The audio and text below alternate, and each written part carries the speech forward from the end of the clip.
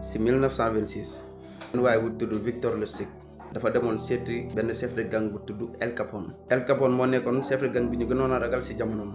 Victor wax El Capone boo ma joxee $50,000 dinaa la ko doubleel fii ak 60 jours. El Capone amoon na xaalis bi waaye du daan gaaw a wóolu nit ak xaalis bu bari.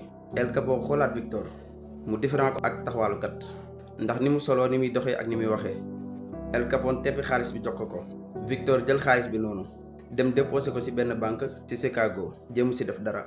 2 mois après Victor jëlaat xaalis bi ñëwaat ci El Capone ba mu ñëwee nekk El Capone maa ngi jéggalu bu baax a baax bëggoon naa doubler xaalis bi waaye sama plan moo échec.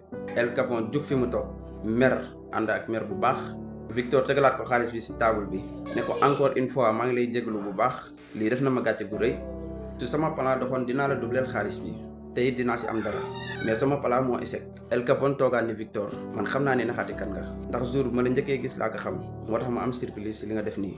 dama doon yaakaar benn nga doublé ko andil ma ko wala nga dem ak xaalis bi waaye yaakaaru moon jotaat sama xaalis comme ça. bi mu waxee loolu Victor waxaat ko ne ko encore une fois maa ngi jéggalu jóg di dem. El Capone woo ko ne ko yow da ngaa honnête ci li nga def nii jël $5,000 ci xaalis bi may ko Victor mu jël ne ko merci maa ngi dem. Victor jubluwaayam ci dëggu gi mu dëggu yëpp nekkul woon doubleel El Capone xaalisam. $5,000 yi mu ko may à la fin moo nekkoon objectif am ndax xam na ne bu wanee ak dëggu ak mbaax ci kanamu El Capone barrage bi nekk ci digganteem ak El Capone day wàcc pour mu mën a manipuler tëral plan mu réussir.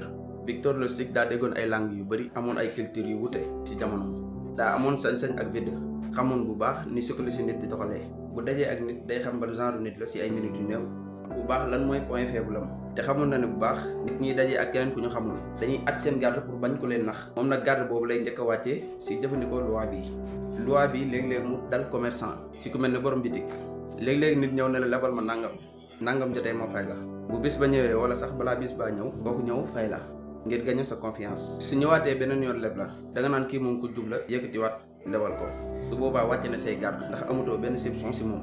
bis day ñëw nag bu leb lu am doole di la daw ba du la fay wala sax mooy histoire El Capone chef de bande yi nga xam ne moo nekkoon Amérique ak kii di Victor mi nga xamante ne moo yoroon xel mu rëy moomu